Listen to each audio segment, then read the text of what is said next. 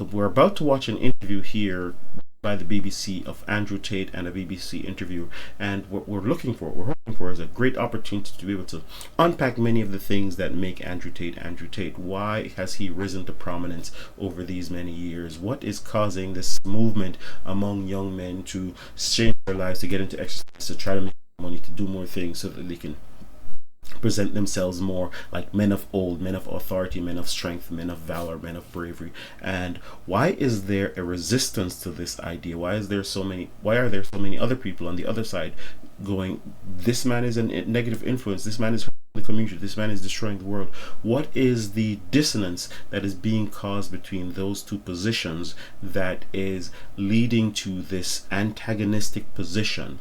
And so I hope for a wonderful interview and an eye-opening interview. BBC is one of my favorite news agencies, and so let's see what they do here.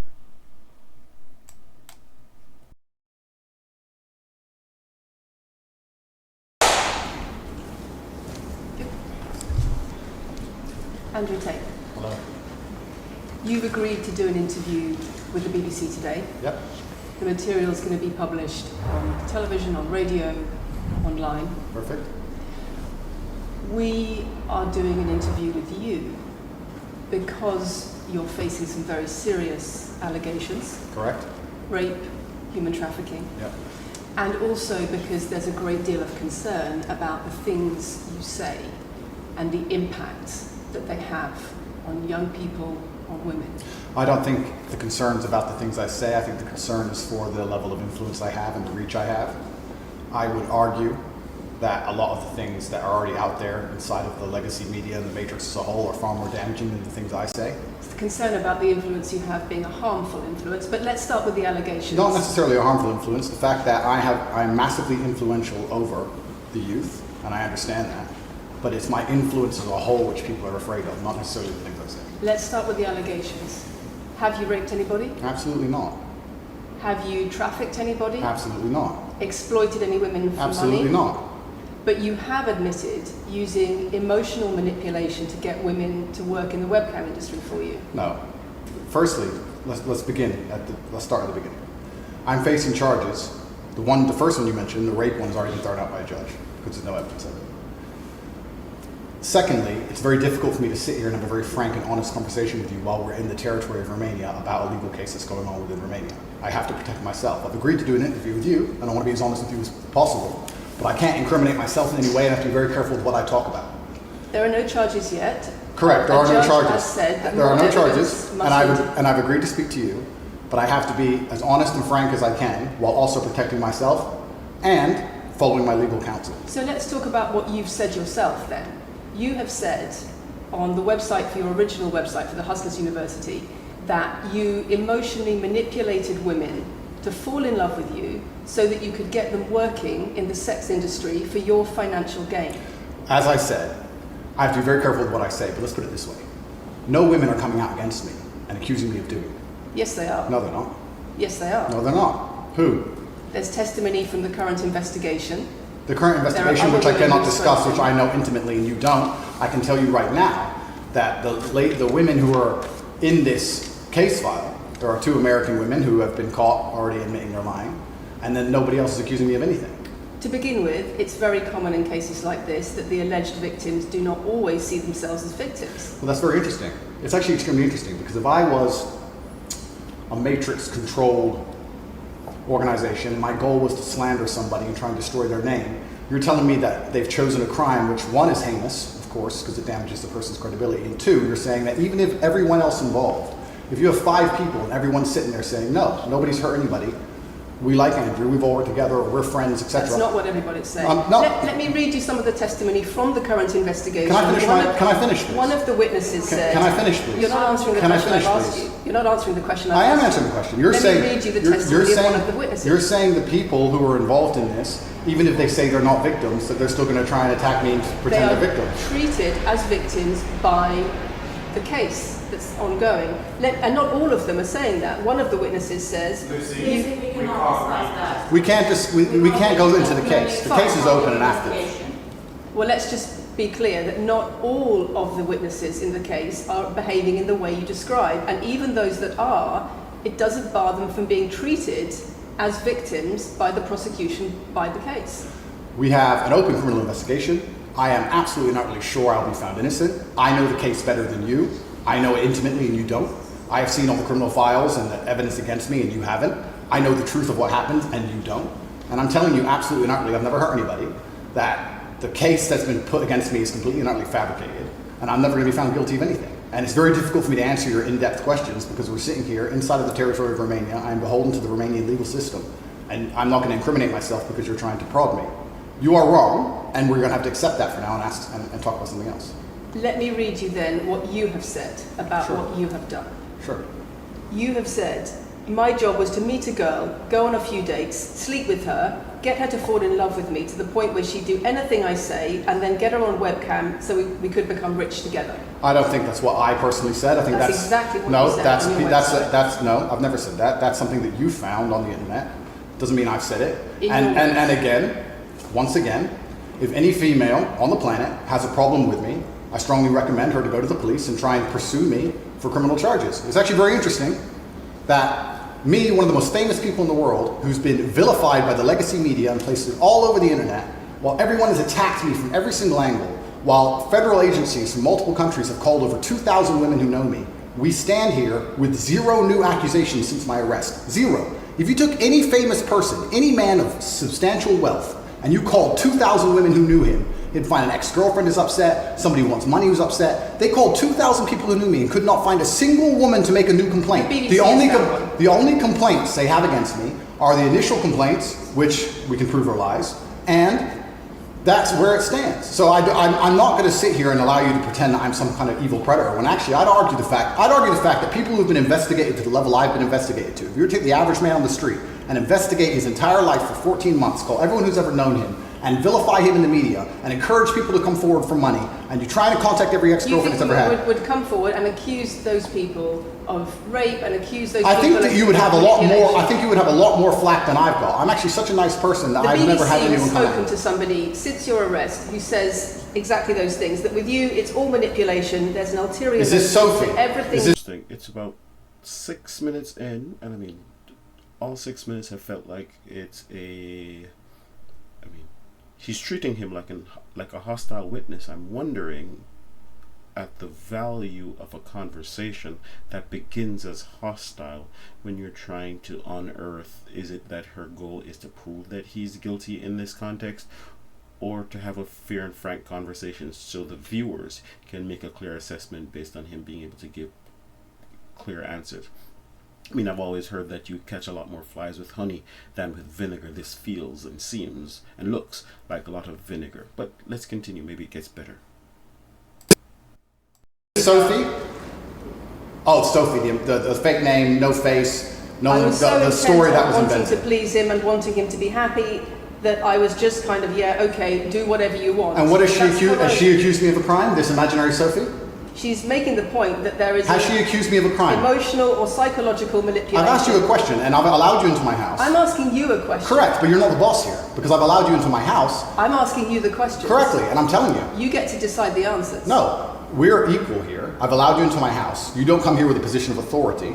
I'm doing you the favor as legacy media, giving you relevance by speaking to you. And I'm telling you now, this Sophie, which the BBC has invented, which there's no face of, nobody knows who she is. The and BBC did not invent Of her. course not. And because you never invent anything. And she's not filed criminal charges against me. What are we talking about here? What is We're she saying? talking about emotional manipulation Has she- into the sex industry for your financial gain. Absolute garbage. She has not filed criminal. This person, if they exist, has not filed criminal charges against me. I welcome anybody who believes I've harmed them, male or female, any point in the past, to file criminal charges against me. I will fight them. I know who I am, and I know what I've done, and I know the truth, and I know that I'll be found innocent of this attack. The reason I'm being attacked is because of my massive influence, not because I've ever hurt anybody. And for you to sit here and say that everybody around you is saying you're innocent, but that doesn't matter because the state will say they're victims, and they're just going to grab everybody you know and call everybody victims, even if they say they're not, and try and put you in jail. You are describing a matrix attack. You're not describing human trafficking. I'm describing women who are going to court to accuse you of rape and human trafficking. We and will see what women go. Excuse me, can I We will finish, see please? what women go to court at Can the I end of this finish, trial. please? We'll see which women go Can to I court. finish, please? We'll see which women go to court.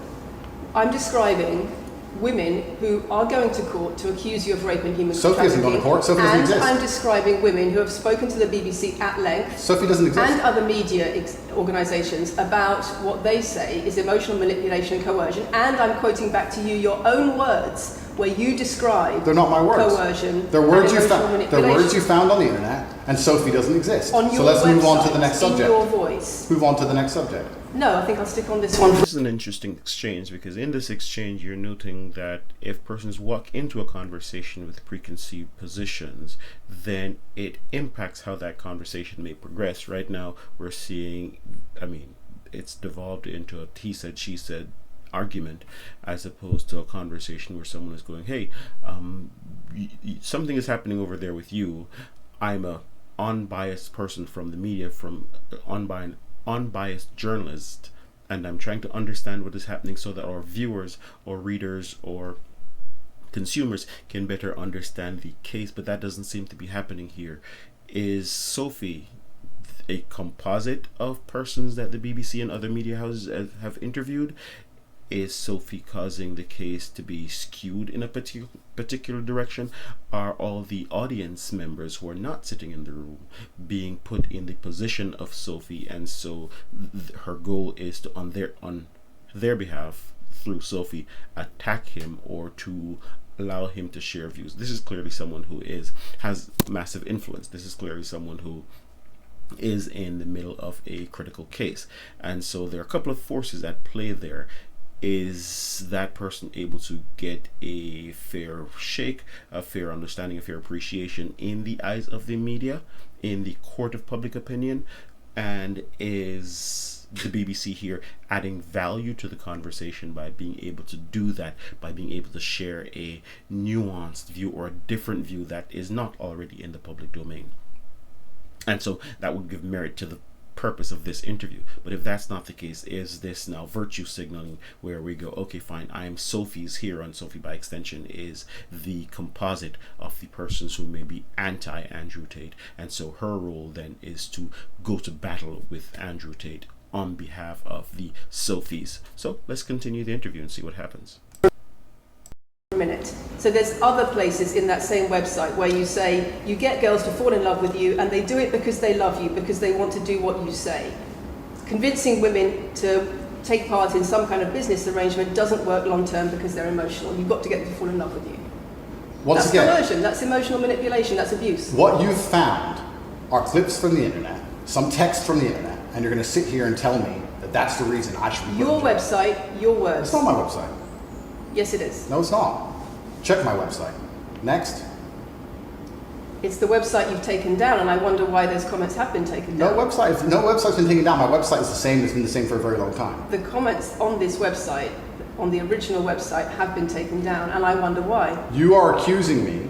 I'm guessing what you're trying to say is you're accusing me, and you're trying to say that I'm guilty of the things I'm accused of, and that I'm emotionally manipulating people. I'm saying that you... Which website is this? There's this really interesting and powerful tool on the internet right now called the Wayback Machine, where any website, it basically takes a snapshot of any website, and so you're able to roll a website back onto its earlier form. I mean, you can look at YouTube what it looked like when it just came out, how many years ago. You can check a website from 6 months ago. And so even if someone does take down a website, you are able to roll back and be able to verify those claims. And you're able to even speak to that particular website here. So as a journalist who's done some fact checking, she is quickly able to say, in response to whatever he may be projecting right now, to say, hey, according to the website, which is www.andrewtate.com, whatever that website is, on X date when this information was grabbed, it said X. Right? And that's how you quote things. That's how you cite information that you're going to introduce, and to make sure that the information is valid. That's right. That's just standard practice. And so not being able to do that, you can also use the Wayback Machine and go, hey, we're bringing it up right on this laptop right here that says, hey, this is it right in front of you. So saying that information has been taken down seems, in this case, based on all the other things that come along with journalistic responsibility, seems to be a little bit disingenuous, but maybe there's something else happening here. Let's see what's going on. have said you emotionally manipulated people here for your own financial gain. No, absolutely not. And I'm asking you about that. Absolutely not is the answer. I look forward to the end of this trial. I look forward to clearing my name. I look forward to the BBC and the legacy media having to say not guilty and having to tell the truth. As I've said before, the only other person who's been found, despite absolute rigorous, destructive levels of investigation and prodding into my life, is this imaginary Sophie by the BBC who doesn't exist. And if you were to find any single other man on earth and try and analyze his life forensically to the level they've done mine, you would find genuine damage to people. I don't hurt people. It's not just Thousands of women have come out in my allegations. defense. Thousands of women have come out in my defense, and you've not mentioned that. Thousands of women come out in my defense. Because the problem is when women accuse you of serious crimes. Okay, And emotional but manipulation. let's agree that That's thousands the of women. problem. Let's agree that It's not thousands. the problem that some people say you haven't done it. It's a problem that some people say you have. Thousands of women come out in my defense, and as we stand right now, we have an open criminal investigation. The people who are involved in the criminal investigation are saying that we're not victims of anything. Andrew's fine, he's never hurt us. You're saying, no, I have the opposite to that. I have to counter that. I have someone called Sophie with no face, a fake name, who we've invented, and she's not accusing you of anything criminal. So I don't see the whole point You you're trying to say make you here. manipulate women, they say you manipulate women. Why wouldn't people think you do? I'm not here. Do you think I'm manipulating you? I'm asking you about the testimony you've given on your website and the testimony Oh, yeah. That's an interesting question. He's opened the door right there for her to be able to testify, which he has been doing, seemingly, right? And speaking to these things as though they are truth and as though they are facts, and not being necessarily able to back them up or represent them accurately. But here's an opportunity to be able to have that conversation about feelings, where she can say, right now I am feeling manipulated, or I am feeling a little bit triggered by you, so they can open the door for a frank and open conversation. Because then if she says, yes, I do feel manipulated, then he can say, okay, fine, why do you feel manipulated? Is it that my words, is it what is going on here? And so persons are better able to resolve issues by being in that moment and being a true and honest with what is going on inside them, and then being able to respond in the moment to the person across for them, so they can have a genuine conversation. You've printed something off that you found on Reddit, and you're going to sit here and say that that makes me a bad person. And I'm saying that you should know better as a journalist and do some proper journalism. Let's investigate the fact that I thousands... think you should answer my questions I am. properly. I am. I already have, and we should move on. She's just trying to start an argument. It's not only about the criminal allegations. It's a much bigger issue. You've got children's organisations in the UK, you've got rape organisations in the UK, you've got the police naming you by name as someone who has a harmful influence on children and on women in the UK and elsewhere because of the things you say, because of the way you present gender relations, the way you say men should treat women. That's very upsetting. And the reason that's very upsetting is because I know that's not true. I'm genuinely a good person. I believe my impact on the world is positive. In fact, if you were to read the comment section of nearly any video I post, especially by the legacy media, 95% of the population agree with me. Most people know that the things I say are positive. Legacy media as a whole has lost all its credibility in the last 3 to 4 years. Nobody believes it. And it's a shame, it's a massive shame that the BBC come here and try and push and purport this idea that I'm a dangerous person. I'm putting my own words to you. I'm anti. This is a major indictment on both sides. If when someone says, hey, the media, the police, they're saying you're a negative influence, are they saying you're a negative influence because of A, B, C, and D? And so as such, you need to be put in jail, or they're saying you're a negative influence because you're sharing ideas that are not illegal, that are not harming, and many persons are finding useful, but are those ideas contrary to the public view or a singular view that we're all supposed to be having? Is that the case there? And then I guess on the flip side, he's saying, hey, there's no veracity, there's no validity to what is happening in the legacy media right now because no one's trusting them. He cited 3 to 4 years, and I guess many things have happened over that time. Well, you are hearing a lot more of the things that say fake news or fake news or fake news. I mean, we've heard that thrown around a lot, and along with fake news we've also heard about alternative facts. And so it seems to be what is happening here, in that persons can have their own set of facts and we can draw our own conclusions based on nothing, because we don't, the burden of proof seems to be a lot lower outside of this is how I feel, this is what we were thinking, as opposed to going, hey, objectively this is the situation. And so it does beg the question of what is happening in journalism today. Is journalism, and feel free to comment, is journalism still expected to be fair, balanced, and unbiased, or is that just a long hope of a bygone era?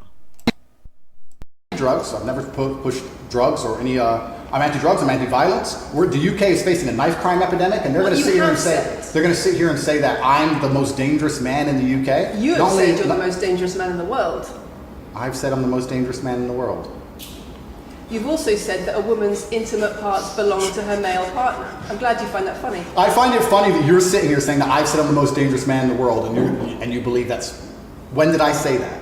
I'm asking if you believe it. No, you said you're the most dangerous man in the world. Is that some kind of proof that I'm dangerous? Am I Dr. Evil now? Here it is again. As a journalist, he does open the door for her to be able to demonstrate some awesome work in the background of journalism. And I mean, she works for the BBC. BBC is when I was growing up, was the pinnacle of journalism. That's international journalism. And one key standard of journalism is, if I'm going to make an assertion based on something that I've gathered from a particular place, I must be able to speak to A, what that place is, B, when that was, and C, who actually said it. So she said, okay, fine, you said this. All right, when did he say it? Where did he say it? And immediately, if you're able to pull that into the room, that immediately shuts down the person across from you from being able to wriggle, from being able to move from side to side, or being able to do be able to project. Oh, I didn't, right? They would have to find, because in the face of incontrovertible proof, he is left with owning up, admitting, oh, I see this video, this thing where I said it. Or he may be able to recall and go to, well, I did say that, but I was putting on a character. And then the conversation can move forward. But without that, it gets stuck in the space of you said, he said, she said, who said, when said, without any burden of proof on any side. And this is an interesting conversation at the point that is happening, because he does have an active case in the Romanian media, as he said since the beginning. And so the hope that she's having that he'll incriminate himself seems to be very small, because anyone working through logical reasoning would not do that to themselves. But then again, I mean, he has agreed to this interview, so one must beg the question must be asked of what does he hope to accomplish from this particular interview? I'm telling you that it's very upsetting that you're going to sit here and that certain organizations in the world are going to try and pretend that I'm the biggest force of evil on earth when I'm genuinely a force for good. I'm genuinely a force for good. And the reason they're doing this is because of the massive influence I have over the youth, and they don't like that I'm telling the youth to think outside of the matrix and ignore things like the BBC, which come here with loaded questions and false narratives and try and paint innocent people as guilty. You said women's intimate parts belong to their male partner. I said that if a woman marries a man, she takes his last name and traditionally the man gives her away. I've been pushing traditional religious beliefs, because I'm a religious man, and traditional beliefs in regards to marriage, which everybody accepted 10 to 15 years ago. So that's not a crazy conspiracy theory. If you're going to sit here and say that me believing a woman should take a man's last name in marriage makes me the most dangerous man in the world, then you're just going to lose even more credibility than the BBC's already lost in the last 4 to 5 years. If that's your point, if that's your narrative you want to push, say that good men luck. should be able to sleep with a lot of women outside marriage. That doesn't sound very religious or very conservative. That's not what I said they should be able to. I said a lot of high-value men, a lot of rich men do it. And then we discussed at length on podcasts why rich men do it. And we also discussed why women decide to be unfaithful. It's not a gendered argument. We discussed unfaithfulness as a whole. What are the reasons and motivations for men, and what are the reasons and motivations for women? Because you have no time to actually, watch my content, because you have no time to actually watch my content at length and understand what I'm saying, you just come here with a small snippet which we provided to you on a piece of paper. Saying it 3 times doesn't make it true. No, completely. You don't have a clue what I say or what I talk about. You never watch my content. You have small pieces of paper, small clips on a piece of paper, and you're trying to pretend I've said evil things. And then you're going to say I'm the most dangerous man in the world, which is truly laughable. You said that, not me. Okay. Do you believe I'm the most dangerous man in the world, Lucy? I'm not answering your questions. Well, then we need to change the dynamic of this interview because, and I'll make this clear. This is a really interesting point that is happening right here. Right now, she is saying there's a lot of he said, she said going on.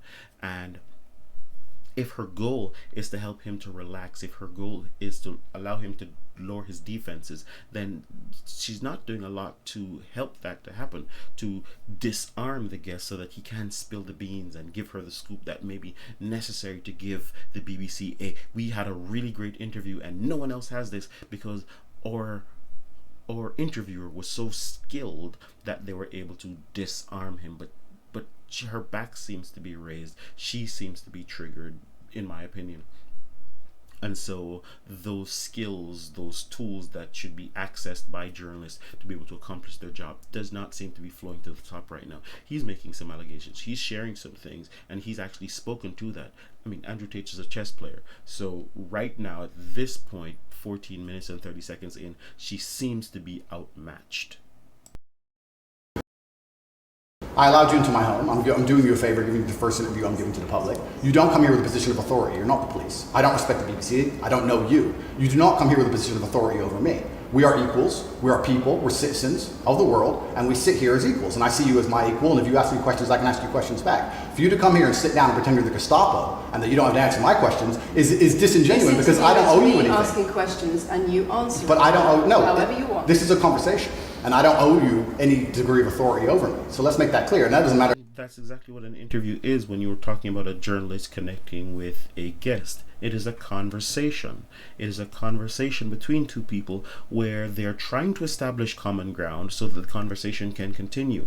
To present yourself as an authority, as a police officer that says, hey, you are compelled to answer my questions, then as he said, that is disingenuous, and that doesn't spark, that doesn't inspire, that doesn't contribute to the atmosphere that as interviewers, as journalists, you want to foster in your interview. Now, if you can prove, if some of the things that I've said earlier, if you can prove and go, hey, according to your website on such and such date, you did say this or this video, and then someone is lying, then you've caught them in a trap. There's incontrovertible proof. You can treat them like a hostile witness because you are recognizing clearly that they are misrepresenting. But she's not doing a lot to establish that, to suggest that he's misrepresenting himself outside of you said, she said. She's not presenting evidence, presenting proof that would then give her the authority to treat him like a hostile witness. In this case, without that, all you're doing is operating off emotion, operating off just feelings, and then that won't do a lot. That doesn't help your audience a lot, because those who already feel the way that you do will continue to feel that way, and those who feel differently will continue to feel that way, and we haven't moved the conversation forward. The hope in every single conversation is to provide something that allows us to move the conversation forward. I'm really hoping, this is the BBC, this would be a great hope out of this interview, that someone is able to move the conversation forward. A man or a woman or from the BBC or the CNN. I'm here to answer your questions and be honest with you and do you a favor. Great. And I'm doing you a favor, but you come here with loaded questions, you're trying to paint a narrative of me which is negative. I'm asking you about things you've said that people are concerned about. And that's fine, but you're not going to sit here and say you don't answer my questions because you're not above me. This is also not supposed to be a third degree, it's supposed to be a conversation. Absolutely. Well, it would help if you answered the question. I've answered every question so far. Let me ask you another question. Sure. You have said that a woman's intimate parts belong to her male partner, and if she goes on OnlyFans, he is entitled to a cut of her income. You are extremely, it's very confusing to me why you're going to sit here, take long format podcasts I've done, which are 3 or 4 hours long, in context where I've sat with OnlyFans girls, 10 or 15 OnlyFans girls, where we've been joking back and forth, ignore every comment and satirical comment and sarcastic comment that the females have made, and then come along and say, you said this, and you're the most evil man in the world. I don't know if you understand what sarcasm is. Did you say it? I don't know if you understand what sarcasm is. I don't know if you understand what context is. I don't know if you understand what satirical comments are. So you're saying it was sarcastic? I'm saying it was a very interesting talk show. And for you to sit here and say that that is my true core beliefs and that makes me a bad person is disingenuous. Is it? Of course not. Was it sarcasm? Absolutely. You should watch the show. You were being sarcastic when you said... Let me just clarify. You should watch the show. Let me clarify for the audience. You were being sarcastic when you said a woman's intimate parts belong to her male partner. No. You didn't believe that. No, it's not that. It's that you haven't watched the show at length, and you should have, because the woman was saying, my man's car belongs to me because he's my man.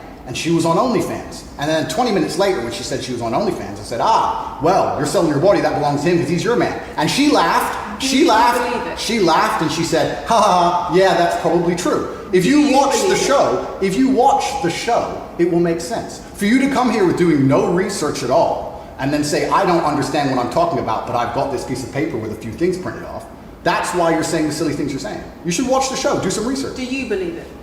Again, the conversation continues to be interesting because it is up for debate in that if someone takes something out of context, or if someone is having a conversation, we're having fun in the moment, and then someone takes fun that out of that place and puts it someplace else, it can seem like something else, right? And so, I mean, according to many marriage vows, it says the husband belongs to the wife and the wife belongs to the husband, right? And this comes from the Bible. The man belongs to the woman and the woman belongs to the wife. They are now belonging to each other, just like your children belong to you, just like your wife belongs to you, just like your husband belongs to your wife. And so, in that case, part of what is being said simply there is you're accountable to each other. Wouldn't that, is it wrong to say that a husband is accountable to his wife and a wife is accountable to her husband? He mentioned that, hey, the husband's car belongs to the wife and the wife's body belongs to the husband. Isn't that what cheating is all about? As a husband, if I choose to go and sleep with someone else, I've given someone else something that belongs to my wife. And so if my wife decides to go sleep with someone else, isn't she also giving something that belongs to me to someone else? And is that the whole concept of cheating? Am I missing something? I've already answered the question. Not really. Of course I have. Can we move on? I've answered the question. Do you believe that a woman's intimate parts belong to her male partner? Of course not. I've just answered the question. You just answered that. You said exactly that. We've done that 3 times. And does this woman believe that her man's car belongs to her? It's not a gendered argument. I really think that it's genuinely sad that when the BBC has a chance to finally interview me at the end of all this Matrix attack, that they don't come here with any kind of genuine openness to try and understand my influence over the world, or the things I push, or what I'm trying to teach the world, or why I'm a good influence on the world, because I am a massively good influence. Instead, they come here with pieces of paper, with printed out excerpts from 5-year-old podcasts, taken out of context, to attempt the same Matrix attack on me, which has been attempted endlessly. Every single person in Legacy Media has already tried this, and it doesn't work. Making a very powerful point. She raised it. She brought it into the room that says the BBC, the police, the British police believe that he's a negative influence. That is fertile ground for a conversation to go, hey, all right, what is it that you believe that is causing such an uproar in the community around the world? Why are A, so many young men being drawn to you, and B, so many other persons are being resistant to the idea that you have? What is happening there? Is that something that is worth a conversation when you're seeing two ideas clash like this? Is there something to the fact that young men are looking for something? Are young men just being deceived and misled or manipulated? Are persons on the other side just being triggered? People are human beings. This is something that is happening in the world today. That's worth a conversation. Why is this happening here and now? What sparked it? What's brought it about? We've looked at this in so many other things. What brought about so many other different situations? What were the contributing factors? And if we're able to unpack that, if we're able to look into what are the contributing factors that are causing this right now, he could easily be disarmed to that, hey, because so many things are happening in the world, because this is happening in the world, this has given you validity, this has given you a platform. And so if he mentions the Matrix, if the Matrix wants to disarm him, understanding that, all right, so this is the thing that's giving him a platform, then it's easy to deplatform him, because you've taken away the thing that's giving him power. But without looking at that, without addressing that, you just present yourself as fodder, as an avenue for him to demonstrate what is happening, because you're not looking genuinely at what the problem is. We're just looking at what he is doing. And if what he is doing is not taking in the context of what is happening, then you cannot truly see the big picture. We're only seeing the trees, we're not seeing the forest. I encourage you to read the comment section on YouTube when this goes on YouTube, and you will see that nobody believes a word you're saying. The reason I'm asking you about these comments is because we've got the chief executive of Rape Crisis, naming you individually as spreading a dangerous ideology of misogynistic rape culture. Absolute. It's the comments you make that are leading people to say things like absolute this. Garbage. National organizations. We've just taken, there's someone here in authority who's saying, hey, what his views are, what he's saying is leading to rape culture or is contributing to rape culture.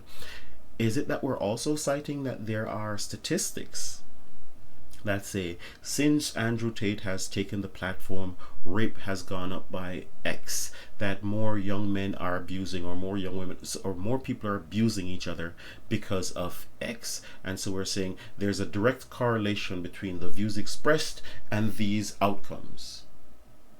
Is that what we're saying? And if we're not saying that, then I can say, because ever since I woke up this morning, the sun has been up. So clearly I'm the cause of the sun coming up. But correlation is not causation, right? But we're not even establishing a correlation here because all we're saying is that someone said this. Did they say it based on evidence? Did they say it based on facts? Did they say it based on something? Or is it just, hey, I just feel like this is contributing to something else, and so I'm free to express my views. However, he is not free to express his views. And why is that? What is causing that double standard?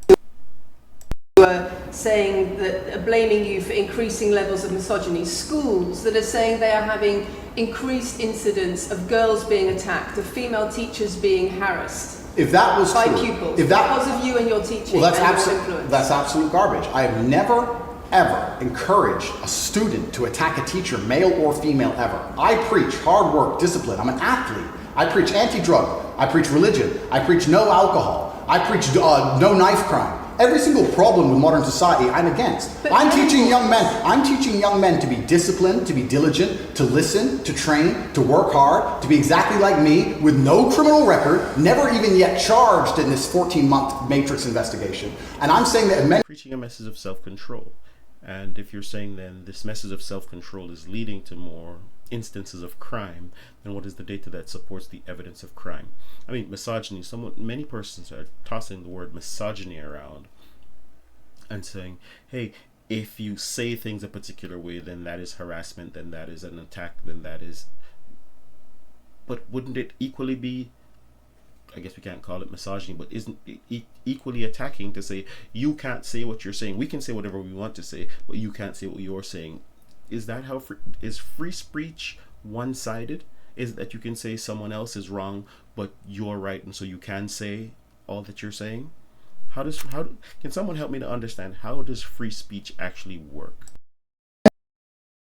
grew up like me, which are hardworking and diligent and some emotional control and stoic, we're going to have a better society, not a worse society. To sit here and say that schools in England, which is a failing nation, which has knife crime going through the roof, violence going through the roof, men's mental health going through the roof, and they're going to all blame me because I appeared on the internet 1 year ago, is disingenuous. It's disingenuous. And also, financial success correct. With a Bugatti and a cigar, but it comes with a side order of misogyny. How does having a Bugatti and a cigar come with misogyny?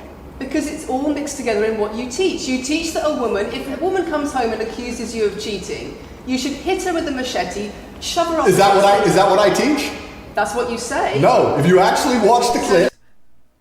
If a woman comes home and accuses her of you of cheating, you should hit her with a machete.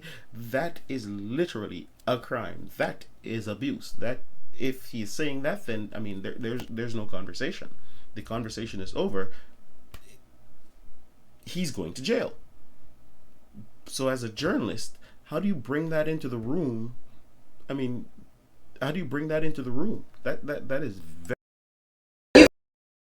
It will be about the woman attacking me with a machete. As usual, you've not watched the video, taken it out of context, flipped it, and attempted to attack me with a small excerpt. Let me tell you something, Lucy. I'm sure you're a very nice person. I'm sure you're a fantastic person. But if I were to take everything you've ever said online and just take small excerpts out of context, I could make you look like a misogynist. I guarantee it. In fact, I might actually do that. And then you're going to sit here and say, oh shit, I'm a misogynist because my clips have been taken out of context. If you refuse to watch anything at length and understand it, then that's what's going to happen. The National Police Chiefs League for Violence Against Women, the NSPCC, Rape Crisis, Safer Schools, they are all naming you as being behind an epidemic of misogyny, even amongst primary school children. The idea that I made primary school children misogynistic because I own a nice car. Is that It's your not the nice car, argument? It's the misogyny that comes along with it. Oh, owning a nice car is misogynist. No, it's the Got it. misogyny that comes along with it. How does misogyny come along with owning a nice car? Because you have. Again, this continues to be very, very interesting. If her position here is it's the cigar and the nice car, would he be the first person to own a nice car and smoke cigars? Arnold Schwarzenegger smokes cigars, yes? Does he drive a nice car? Does that mean he's a misogynist? Is that what we're saying? Are we accusing anyone who drives a nice car and, according to what she said just now, drives a nice car and smokes a cigar, misogynistic? Because she just said, hey, nice car and cigar comes with a side order of misogyny. Let's continue. Image of financial I'm glad you're answering my success. questions now. We finally got the dynamic. You have right. an image of financial She's answering my success. questions, as she should. Excuse me. You have an image of financial success, but it comes along with attitudes towards women that are really problematic. My attitudes towards women is that women should be protected and provided for, and I've said that at length. In fact, I've said that over 50 times online, you never mention it. I say that my girlfriend doesn't have to work unless she wants to, I take care of her, I die to protect a woman. I've talked about how I've stood up and faced a knife to protect a woman. And in return, you want authority over her in the way you have over a child or a dog. you say. Absolutely not. I've said that women should be protected and provided for. And In return, you want authority over her, because if you have responsibility for someone like a child or a dog, you say, you have authority over them. if you want to go down this argument, we'll go down this nuanced argument. I said that if I have responsibility for her safety, I should have a degree of authority over her safety. Meaning, and let me explain my point. If I'm the one who has to fight and die to protect her, I'm the one who decides how we walk home. I'm the one who decides the route we take. Because it's unfair for her to say, I want to walk through the most dangerous neighborhood in the world, but you have to face the knives. That's what I've said. And I imagine that's a fair point. If someone says, I have the responsibility of your security, but I want to do this that is going to be insecure, then you are by extension putting me in danger. Wouldn't that be the case? You are putting my life at risk. And so I now need to go face 100 men when we could easily walk through the other direction and not have to face 100 men and not have to potentially die to keep you safe. There seems to be an imbalance there of having responsibility without authority. Many persons use this argument to say authority means control. Not in this case. Responsibility means exactly that. If we have a responsibility to keep each other safe, then all authority means is that you also have a responsibility.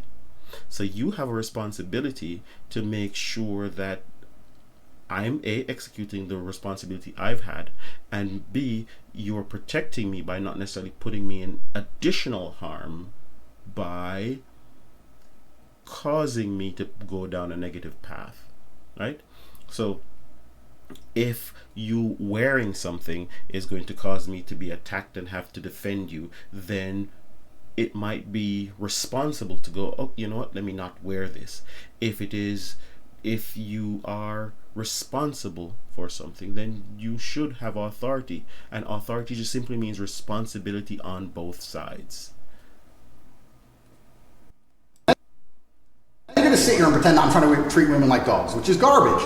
Every single man in the world who loves this woman understands that he has to protect her. And every single woman in the world likes the idea of a man who would protect her. If you were to say to most women home right now, is that true, ladies? Do you enjoy being protected by a man? Do you enjoy knowing that you can go around, you can be out and about and feel safe because you have a man protecting you, because someone beside you loves you enough to go, you know what, I will put my life in jeopardy for you? And if that is the case, if you do enjoy that, then would you intentionally put that man in harm's way? And if you do, wouldn't that put him in danger, and so you would lose the thing that you enjoy? Let's talk about this. Feel free to make a comment. Let me know if you enjoy being protected by a man and how you help to protect him, and are you okay with giving him the authority to protect you and to protect your entire family as necessary? do you want your husband to protect you in a violent attack? They'd say, yeah, of course. Nothing I've said is misogynistic. If you said to most women, would you want to lose authority in the relationship, to not be treated as a free and legal equal to your partner? I didn't say that. And I guess the disingenuous part of the argument comes back in. If we're talking about a specific incident, we're talking about a specific situation, we're expanding the position of authority. He said some amount of a degree of authority, I think his exact words were. And so to take it out of that context and apply it someplace else, then what you'd want to be able to do as well is to be able to take the matching responsibility that you're going to apply in that situation. Because with responsibility, I think what he's saying here is, with responsibility comes a degree of authority. And everyone knows this. If your children go, okay, fine, they want to run about and run into the street and do things, you have responsibility to protect them, then you have authority. People don't like that parallel. But women are not children. Okay, great, and that's why we're talking about degrees. Whatever responsibility that you're handing over to me, that should come with authority. Simply, hey, in the kitchen, if I have the responsibility of washing the dishes, then I should have authority over the sink. No? Because if I don't have authority over the sink, how can I wash the dishes properly? If I have a responsibility to keep the car clean, then there should be some amount of authority that would help me in that task. If I have zero authority over the car and everyone can just come and throw garbage in the car, then my responsibility to keep the car clean seems, in my opinion, to be tantamount to slavery. You just want someone to be beholden to you to do these things, but they really have no responsibility, no authority to execute these things. How would you feel at your job if you were given responsibility over a particular portfolio, over your particular desk, but you had zero authority over that desk? We're talking about inanimate things. How would you feel as a supervisor, as a boss, if you had the responsibility for your team, but you had and their outcomes, but you had zero authority over the outcomes of that team? How would you feel as a captain of a team if you had the responsibility of the outcomes of the team, but you had zero authority over that team? And so it seems clear to me, and I guess imagine to many others, that with responsibility comes authority in so many other aspects of our lives. Why is it then being seen as a negative in this particular context? I said I need to have authority over the route we walk home. When you compare women and the authority over women that you believe you should have to having authority over a child or a dog, it's not the same, because a woman is a free, legal adult. Correct. You're equal. Free, legal adult, my equal. But if I had a girlfriend and we were walking home late at night, and I said, let's not walk down that area, it's a bad area, I have to protect you if anything happens, I want to take the long way. And she said, no, I have to walk this way, even though it's the most dangerous route, I must. Then what? And then I would say, you're welcome to, you could do it, you're a free, legal equal, but I'm not going to walk with you and protect you. I think that I should be able to decide the route, because I have an obligation.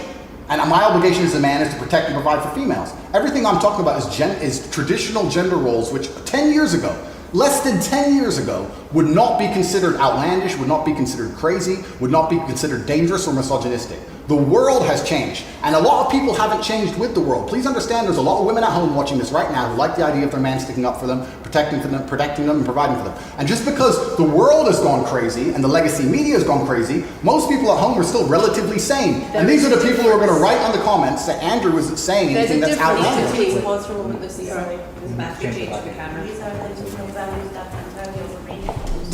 It's the whole world believes these things. I don't know why you're doing this interview. I don't know why you're doing this interview. I told you. Same as twice. I told you. They come in, they smile, they shake their hands, and then they read one coffee line excerpts from Black Girl. It's fine. They're both doing a good job to keep themselves composed, and so sometimes we do engage in difficult conversations. We do go through difficult positions, right? And in those difficult positions, if we are able to do what they're doing, both doing very well right now, stay in the room and just continue the conversation, many times you can work through some of the challenges, whether that be with your coworker, whether that be at your job, whether that be with your spouse. Sometimes just staying in the room and continuing the conversation, working through the difficult parts, can be very useful and very productive.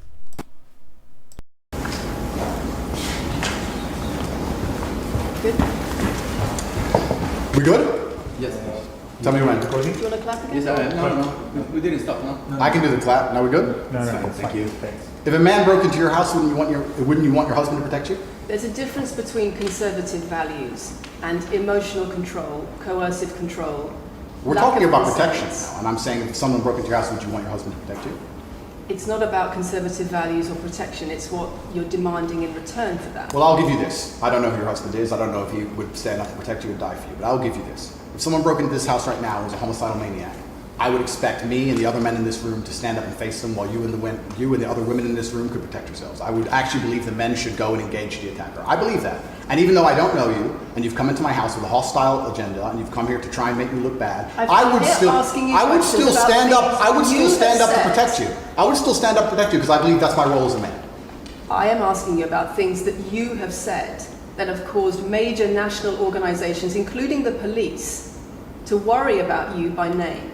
That's what I'm asking you about. We continue to say this. If you've said something, if I've said something, and other persons are concerned about it, then the key thing that needs to be done in that situation is to clarify or allow you to clarify so that whatever power that someone who may have misunderstood it and chosen to go down the wrong street with it can get clarity and go, okay, if he's not saying this, then maybe I'm making it up on my own.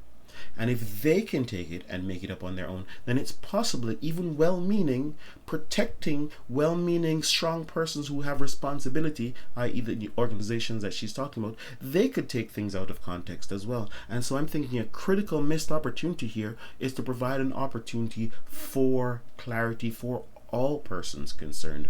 Provide the person with an opportunity to go, okay, fine. They believe that you've said this. What did you really mean to say? What understanding do you want persons to walk away with in this particular instant, rather than getting stuck in, well, I feel this way about what you said. She brought up an instance about protection and the responsibility of authority that comes along with that, and he is attempting to clarify that by giving specific instances. If that is inadequate, then maybe she wants to cite a particular instance and then ask him to unpack that instance and why that authority may be seen as coercive, right? And this is the opportunity that she's missing here. If you're going to use a word as coercive, invite your guests to be able to speak to that, why the particular thing that you're seeing may be coercive and how that could be mitigated, managed. He's positing here that his goal is to protect, provide for, and take care of women. And even though he says, I've invited you into my home, I would protect you even though we're having a hostile relationship. That seems to be a good place to be. That seems to be something that is honorable, right? So speak to that, appreciate that, or dismiss it as you wish, but that may resonate with many persons as an honest responsibility of a decent person. Now, if you have an issue with the authority that comes along with that, then how do you speak to that in a way that allows them to hear and allows them to understand? Because her job is also to help him to appreciate how the things that he says may be negatively impacting persons, and sometimes being able to translate that message does not come from an adversarial place. There's a saying that goes, no one cares what you know until they know that you care. So that's just a simple way of being able to express. By being able to establish common ground, people can establish connection, and then through connection we can translate difficult messages that may not get translated otherwise. Let's continue. What I say. It's not about whether you protect your partner or not. It's about what you have said that has caused such concern in the UK. And I want to put it to you that you don't really care about the harm it causes. That's not true. Because that's not true. Making controversial statements like this online has made you a lot of money. Okay, so first thing, I genuinely am a force for good in the world. You may not understand that yet, but you will eventually. And I genuinely believe I'm acting under the instruction of God to do good things, and I want to make the world a better place. I genuinely believe my legacy is a good legacy, and I believe that eventually when the legacy media catches up, they're going to understand I'm a good positive influence. I'm not interested in damaging the world for money, because if I was interested in damaging the world for money, I could have sold drugs, or I could make rap music and encourage everyone to stab each other like all the drill artists do. Or you could make controversial statements online that attract a lot of followers who you then direct to your website where they pay I could make to learn how to be sure, like you. I mean, I could make jokes online. Who doesn't? I mean, I could make a joke Are you online. saying that all the controversial things you've said are jokes? No, I'm saying that these organizations and the BBC who are going to sit here and pretend that I am the face of damaging the youth is absolutely garbage. It's completely disingenuous. It makes you And the money. reason I'm sorry, we have agreed to do an interview where you are going to ask questions that are going to give us the opportunity to clarify some things. These are very loaded questions, sorry. and so far, I'm sorry, I have arranged this and I'm talking right now. So, these are very loaded questions, and this is not what we discussed, and this is not the conversation that we agreed to. We were very You're clear that the sitting there- questions You're are sitting there, our- you're sitting there and just accusing, we're not here to face new allegations, this has all been discussed, answers have been provided, so if we could please move on from this side of the interview, I would appreciate it. I would like to hear what Andrew's got to say about the fact that when you make controversial statements, it attracts people to follow you, and then you direct them to your website where they pay you a monthly fee to learn how to be like you. And so the more controversial statements you make, the more money you get. The fact that that's the path you've outlined to one, my online university, and two, my presence on the internet, the fact that you believe that's the path just shows you've done absolutely zero research. Genuinely zero research. Okay, so how many of the people who sign up for Hustlers University come to you through your social media? Genuinely zero research. How And many of the people who sign up for Hustlers University come to you through your social media where you direct them to the website? And Lucy, I encourage you to go out there, do some genuine research, watch my Could you videos, answer my of question? course, watch my videos at length, and truly understand what I'm doing. How many of the people who sign up for Hustlers University at $49.99 a month come to you because they see your social media comments? There's an online school called And Hustlers University, which I don't own. I influence for, along with many other influencers, and they sign up for your website, which I don't own. And once You again, know that's that. once again, You want to once ask the once again, that's nothing to do with me. And you're going to sit here and say that I made a joke. You were the I made a figurehead. joke online 4 years ago because a woman said that she owned her man's car, and you made a joke, and that means that you, because you have a Bugatti, are the most misogynistic, dangerous man in the world. This is going down a path of absolute insanity. It's not true. None of this is true. I don't hurt people. I don't harm people. I'm genuinely a positive You are influence. renowned I'm renowned. for offensive and controversial That's not why I'm renowned. comments I'm about actually gay renowned. relations. I'm actually renowned for helping young men, because we talk about there's a men's mental health crisis, and we talk about we pretend to care that men are upset. But as soon as I discuss men's issues, it's misogynistic. It doesn't have to be gendered. Just because I believe men have a point of view and men have rights and men are allowed to think and believe and act a certain way that helps them internally, that doesn't mean it's anti-female. In fact, I believe it's actually pro-female. I think when a man is true to his influence and true to his essence and he's good within himself, he's a positive influence in the world and he's positive for the women around him. So Just why because are I so discuss many men's women- issues, people say, oh, you're anti-woman. I'm not anti-woman, I love women. Why are so many women saying that when their boyfriends start following you, They're not. they experience more control? So many. They experience How many? more abuse. How many? Enough. Enough. Well, that's the first time I've heard of it. So, in fact, One is too many. oh, of course, yeah. So, in fact, I've seen thousands and thousands of comments and have endless emails from women praising Doesn't the it worry you? fact, praising the fact that their sons are listening to me, Does it not worry praising the you? fact that their the husbands. things I'm listen to me. saying, does it not worry you? It would worry. It would You're not worry. concerned about it your would. influence? It would worry me if I was genuinely damaging the world. But for you to sit here and say, Andrew, you've become the most Googled man in the world. You have billions of views, and one woman, is now saying that her husband is I not the have same man she wants him to presented be. you. When thousands and thousands of people are saying the opposite, well, then I would say I've that that's. presented you with case after case after case, with quote after quote after quote of people who are genuinely concerned about the impact you're having, and you brush it off as if it's nothing. No, what you have done is come here with an agenda. You've come here with loaded questions. You've come here with things taken out of context. You come here with things that you don't understand are satirical. And then you're going to also sit and say that one woman said that her boyfriend changed when he watched one of your videos.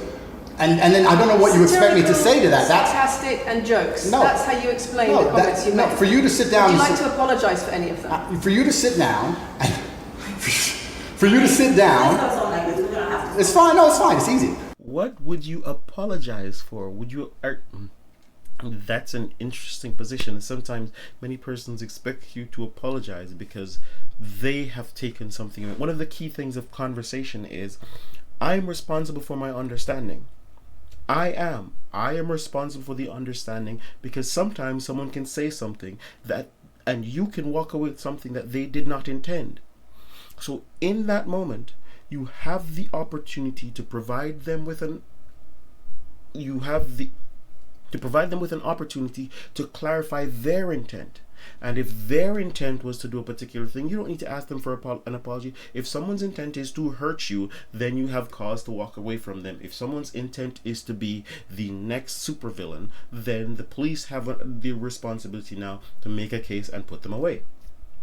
But to ask people to apologize because your feelings, you feel like you've been hurt by something that they've said and when they had no intent, maybe putting us in a very interesting world where feelings are mattering more than facts, where feelings may be clouding our ability to have real conversations and get to real solutions, and we just broad brush this thing where everyone just jumps online, apologizes because they're afraid of cancel culture. This is actually very, very scary. For you to sit down and say that one woman said that her boyfriend watched an Andrew Tate video and now he won't do the dishes, or whatever your argument is, and that I'm somehow the worst, most dangerous man in the world because I have a car, is just disingenuous. And I'm enjoying this interview very much because this shows the world. It's great. It shows the world the truth about the legacy media because they beg me for interviews. They beg me, you have been begging me for months, please, we need to be relevant. And then you come here with loaded questions trying to paint a picture of me, which is completely and utterly false. I am a good positive influence for the world. The things I teach men are stoicism, discipline, self-respect, hard work, obeying authority, listening to your fight coach, working hard in school, making as much money as possible in your job. If you actually watch the things I say, if you actually watch my comments about women, I've done long podcasts for hours long about females, talking about protecting for them, providing for them, how I believe a woman should be treated in a relationship. I've done all of this, but you don't watch any of it, and then you come here and ask me to answer questions I've answered at length thousands of times. Since you came out of custody, there seems to have been a lot about your charity work. Correct. On your social media. I've always done the charity work, but now I'm promoting it. There seems to be a real shift. Yeah. I wonder what's behind that. Well, I've always done the charity work. I've been doing the charity work for years. I believe that it's my legacy to leave a positive influence on the world, and I've been doing charity work for over 5 years. Post my incarceration, my unfair, unjust incarceration, may I add. Post that, I've made it more clear the charity work I'm doing. But this is, once again, very interesting. I spend $25 million a year feeding children, men, male children, and female children in Turkey, in Syria, in Iran, and Iraq. I literally spend $25 million a year feeding children, and I'm still the worst man in the world because 4 years ago I made a sarcastic comment? Because some people would look at that and say, okay, so before you got money from attracting people to your website by making controversial comments, but that might have got you into trouble, and so now you're looking for a new market. You're looking for a new market of followers who are attracted by a different sort of persona. I've always done the charity work, so that is obviously incorrect, and I have proof that I've always done the charity work, so you're wrong, firstly. I believe that if you have a lot of wealth, you should help people, and I'm helping people. I also think it's very, very interesting that you could not find another celebrity in the UK or anywhere else who's spending £25 million a year feeding children in war-torn countries. I'm doing that, and I've been doing that for a long time without even mentioning it. I never even said it. And now that I've said it, people are going to attack me for it and say that it's disingenuous. The person in Sudan who's eating the meal, do you think they believe it's disingenuous? No, I think they feel pretty good that Andrew Tate fed them. And to sit here and say that I'm a bad person now because I'm manipulating charity, because I'm using charity, I'm just trying to do good in the world. That's all I've ever been trying to do. When women speak out against you online, disagree with what you say, they describe being bombarded with rape threats, with death threats, trolling by your followers. Would you like to say anything to your followers about how to behave in that situation? Absolutely, correct. I would love to do that. First things first, I've yet to see a female stand up and argue with me online. Opportunity here because he's speaking out against these things. I mean, whether or not what she's saying is true, but here's an opportunity to denounce trolling, to denounce rape, to denounce anything like that that says, hey, because these things would be outside of all of the things that he's preaching. What he is preaching is for men to control themselves, for men to get to the place where they can be providers. And if you're going to offer rape or offer harm to someone, that's going to land you in jail, that's going to land you in prison, and that's outside of the realm of getting to be a high-value man. So here's an opportunity. Let's see what he does with it. I don't ever see hardly any. Only women who message me agree with it. Secondly, I don't think that anybody who disagrees with me, male or female, should be trolled. I don't think they should be insulted or attacked. I think the ideas should be discussed openly and fairly and maturely. It doesn't matter if a man agrees with me or disagrees with me, or a female. I don't think my followers should come along and attack her, and if my followers are doing that, I'm upset by that. But Let's make a very important clarification. That's not my followers. That's the internet. If you were to log into any video game lobby, I don't play video games, and someone were to sit there and say something stupid, they would be trolled with similar comments. That's the unfortunate reality of the internet as a whole. That's nothing to do with me. But I encourage all of my followers to engage in open discourse and be fair and honest and talk in a way which is mature. There's no need to troll anybody, male or female. So he rises to the occasion. He denounces all the persons who does that. It's an interesting thing that I've paused this here. The look in her eyes says she's gotten what she's asked for, but she's not happy about it. I'm wondering. Let me continue and see what she's saying. Okay. Kathy, anything? A couple of things. I wonder if it would be worth giving Andrew one more opportunity to consider whether or not he would like to apologise or give an indication of how he feels about the allegations that he has negatively influenced young people in the UK. And secondly, I think we should put on record that this interview is taking place in your house because you're under house arrest. If it were not for that, then we would have chosen another location, I'm sure. We would have negotiated that between us. So I think that's just worth putting on record. Okay. So just to put on the record then, you've said that you've invited us into your house. Correct. We're here because you're under house arrest. Correct. If you were free to leave, we would have negotiated a more neutral setting. Don't you think, as the BBC, it would be very interesting to come here and discuss the fact that I was put in a dungeon for 92 days and then locked in house arrest without charge? Don't you think that's a far more interesting conversation than old YouTube snippets? Don't you think that would be interesting? You're here under house arrest because there's an ongoing investigation into rape and human trafficking allegations against you. Correct. I've been incarcerated without charge. And don't you think the rape allegation it's been dropped? Has been incarcerated for. Correct. So I'm incarcerated without charge, and I think that would be a far more interesting conversation than, I guess, Julian Assange is incarcerated without charge, and nobody's interested in that either. So if you actually wanted to do some genuine journalism and investigation, we could talk about the fact that an innocent man who is yet to be charged with a crime has had his liberty deprived of him. And I think that would be a far more interesting angle than talking about me being the most dangerous man in the world because I own a car. And this question about schools being very worried about your influence. Yeah. Boys in primary school or boys as young as 11 are quoting you at school, Yeah. attacking girls, refusing to respect female teachers. Yeah. Would you like to say anything about that? I'd like to say a lot. First things first, as I've repeatedly said, and the only reason I keep repeating it is because I'm sure this interview will be edited.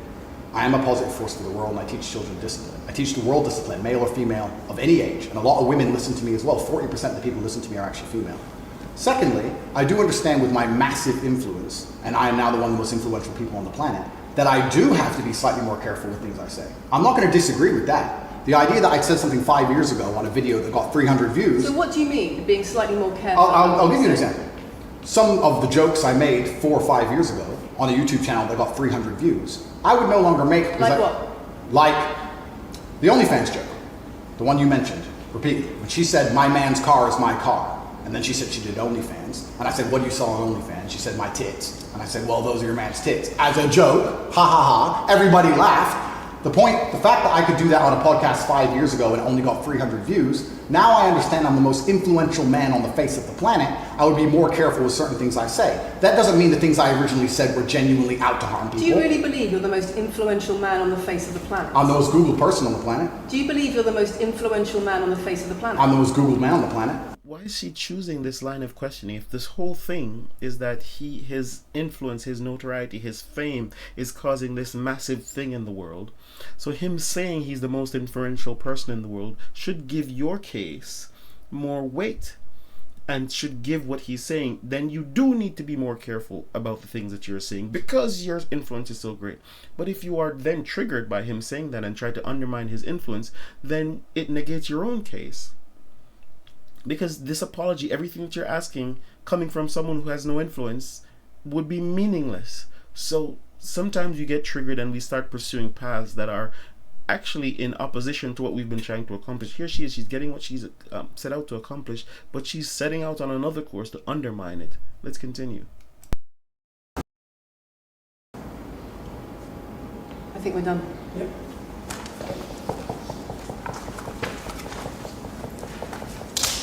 Thanks, Lucy. It was enjoyable. Nice to meet you. End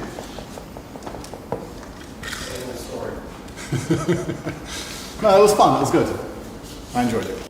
You clearly don't like him. It's one of those situations where you're invited to treat with a guest, to work with a guest, to do something with a particular guest, and of course they can be triggering. You can be asked to work with someone who you really don't like, and so you are faced with an opportunity there to either demonstrate professionalism and work through it and get through it and accomplish the goal set out, or to go in and be adversarial. And what we're seeing here is not exactly a demonstration of professionalism.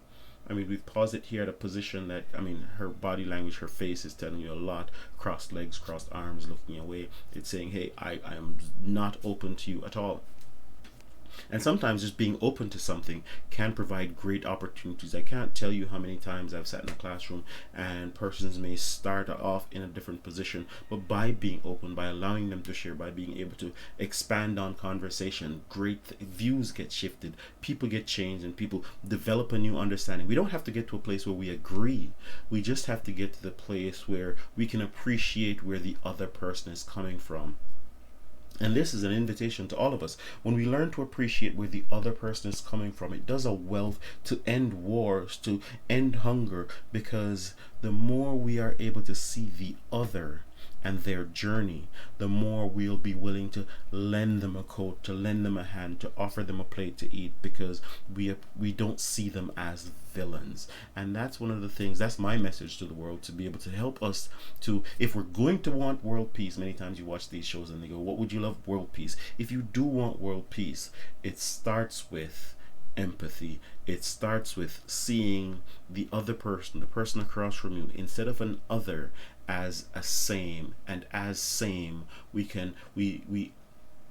may be disagreeing, but we're walking along the same path. If for a husband and wife who may be fighting, if you see each other as the enemy, then you turn your weapons at each other and you destroy each other. But you see each other as the same, as the part of a whole, then the differing views becomes a temporary situation that you, through conversation, can work through. And so I hope you've benefited from this interview, benefited from this conversation. This has been really eye-opening for me, and it encourages me to do what I can do to foster and encourage that conversation. So be sure to check out The Wrecking Trade weekly. It happens on Wednesdays on Bobo FM. It happens around the world on YouTube. You can like, share, and subscribe and support the channel if you can. This is one of those conversations where they may be difficult, persons may be seen as one thing, but by working through those conversations, by looking at the facts, we can create a better world through conversation. Thank you for listening, and I hope you benefited.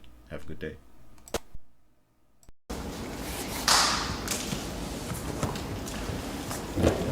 De-mic me, I don't want to damage anything. Thank you.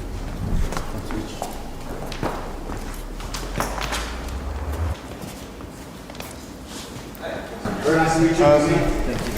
Thank you. Very nice to meet you. Goodbye. It's a very polite staff. Richard, do you want to go with them?